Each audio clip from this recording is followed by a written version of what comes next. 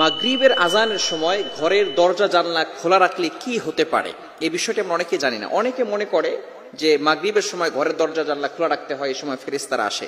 আমাদের এই বিষয়টি ভালো করে বুঝতে হবে এবং জানতে হবে। অনেকে আবার কিছু কুসংস্কার নিজের ভিতরে ফিট করে রাখে। তবে আমাদেরকে রাসূল সাল্লাল্লাহু আলাইহি ওয়াসাল্লাম কি বলেছেন, সুন্নাহ কি বলে, নবী সাল্লাল্লাহু আলাইহি ওয়াসাল্লাম আমাদেরকে যেটা বলেছেন সেটাই আমাদেরকে শুনতে হবে এবং সেই অনুযায়ী আমল করতে হবে। মনে রাখবেন, মাগরিবের সময়, সন্ধ্যার সময়, বিশেষ করে আজানের সময় নবী সাল্লাল্লাহু আলাইহি ওয়াসাল্লাম জানিয়ে দিয়েছেন, একটি হাদিস রয়েছে, তোমরা আউযুবিল্লাহ সহকারে তোমরা দরজাগুলো বন্ধ করে দাও। বুখারী শরীফের হাদিস, মুসলিম শরীফের হাদিস, বিভিন্ন হাদিসের কিতাবের ভিতরে হাদিসটা এসেছে, তোমরা রাতের বেলা আউযুবিল্লাহ পড়ে দরজাগুলো বন্ধ করে দাও এবং তোমরা তোমাদের খাবারের পাত্রগুলো বন্ধ করে রাখো। কারণ আউযুবিল্লাহ বলে কেন বন্ধ করতে বলেছেন? কারণ আউযুবিল্লাহ পড়ে যদি দরজা বন্ধ করা হয় তাহলে বিভিন্ন শয়তান, জিন জাতি, দুষ্ট জিন জাতি ঘরের ভিতরে প্রবেশ করতে পারে না। এজন্য সন্ধ্যার সময় আমরা দরজা জানালা খোলা রাখবো না, এই সময় বন্ধ করে রাখবো। কেননা অনেক জিন জাতি দূর থেকে আপনার বাচ্চার উপরে অ্যাট্রাকশন করতে পারে অথবা মানুষের উপরে অ্যাট্রাকশন করতে পারে, দূর থেকে মানুষের উপরে আসর করে থাকে। অনেকে এটা বিশ্বাস করতে চায় না। বর্তমান চিকিৎসা বিজ্ঞান, আধুনিক সায়েন্স বিজ্ঞান বলে এটা মানসিক ভারসাম্যহীনতা। তবে জিনদের ব্যাপারে আল্লাহ তাআলা পবিত্র কোরআনুল কারীমের ভিতরে একটা সূরাও নাযিল করে দিয়েছেন। মানুষের ব্যাপারে একটা সূরা নাযিল করেছেন, সূরাতুন নাস, কুল আউযু বিরাব্বিন নাস মালিকিন নাস। আল্লাহ পাক রব্বুল আলামিন জিনদের ব্যাপারে একটা সূরা নাযিল করে দিয়েছেন, সূরাতুল জিন, 29 নম্বর পারা রয়েছে। এবং আল্লাহ তাআলা জিনদেরকে ইবাদত করার জন্য সৃষ্টি করেছেন। তবে জিনদের ভিতরে ভালো খারাপ আছে না নাই? এই ভালো খারাপের ভিতরে যারা খারাপ আছে তারা মানুষের উপর অনেক সময় ডিস্টার্ব করে থাকে, মানুষদেরকে অনেক সময় কষ্ট দেয়।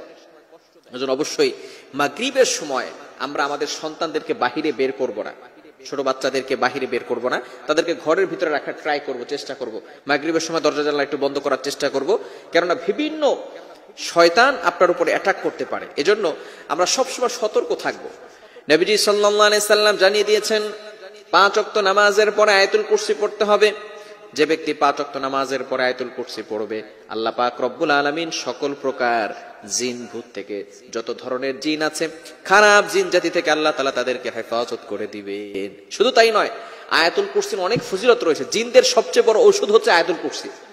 বুঝতে পেরেছেন? আয়াতুল কুরসি পড়বেন। বাচ্চা কান্নাকাটি করে রাতের বেলা আয়াতুল কুরসি পড়ে ফু দিবেন, সূরা ফাতিহা পড়ে ফু দিবেন এবং চারকুল পড়বেন। এবং বিশেষ করে ঘরের ভিতরে সূরা বাকারার রেকর্ডিং চালু করে রাখবেন। যদি পড়তে পারেন আলহামদুলিল্লাহ ভালো, যেহেতু সূরা বাকারা অনেক বড় একটি সূরা, যা পারেন পড়বেন। আর যদি পড়তে না পারেন তাহলে সূরা বাকারার রেকর্ডিং এটা চালু করে রাখবেন। বর্তমানে অ্যান্ড্রয়েড ফোন আছে সবার কাছে, ঠিক কি না? অ্যান্ড্রয়েড ফোনে সার্চ করবেন সূরা বাকারার তেলাওয়াত, দেখবেন ইনশাআল্লাহ চলে আসবে। তখন আপনি এটা রেকর্ডিং চালু করে রাখবেন ইনশাআল্লাহ, তাহলে ঘরের ভিতরে কোনো সমস্যা হবে না। আর আয়াতুল কুরসি পড়বেন, চারকুল পড়বেন, এরপরে সূরা বাকারার শেষ 2 আয়াত, এগুলো পড়ে আপনার সন্তানকে ফু দিয়ে দিবেন।